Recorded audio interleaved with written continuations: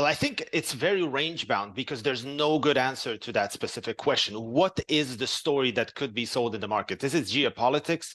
I think the geopolitical risk premium that we have seen effectively ratchet up 2 weeks ago has largely disappeared. Is it supply and demand? I don't think that there's a good story in supply and demand that we could sell as, as the new development, as something that we have not seen. Chinese imports are weak. Yes, they have been weak consecutively, and so were the Chinese runs. So effectively, I think the market is in search of a new story that it could believe in. I think OPEC Plus might actually be the only good story that's still remaining in the bullish camp for 2024. Otherwise, it's all the same relatively desperate / sad stories that keep getting repeated.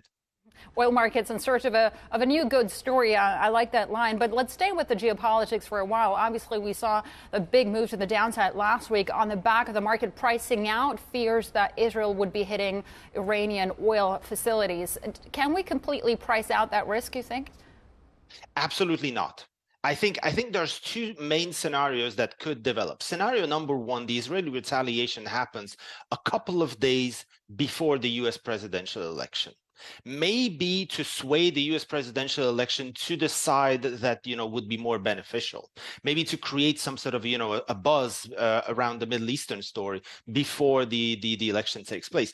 Second scenario is that the retaliation strike happens immediately after the US presidential election when there's less attention. The market would not notice because everyone would be talking, Trump or Harris. Who won?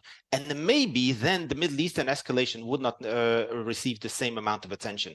But I think there would be a retaliation strike. There would be. The preparations are very much in line. The fact that the Iranians are constantly moving their ships around, vacating Kharg Island, the main export terminal, and trying to guess where the strikes would be coming from. I think all of that confirms that the strike is coming. But the only question that remains unknown is when exactly. Timing of that retaliatory strike is very unclear for the time being. I want to come to the supply and demand story, specifically the Chinese demand story, which you just alluded to in your previous comments here. Obviously, yesterday we heard the head of the IEA saying that he's pretty bearish on Chinese oil demand. And then we had the CEO of Saudi Aramco saying he's relatively bullish. So there is a big divergence here in terms of the market views. Where do you stand?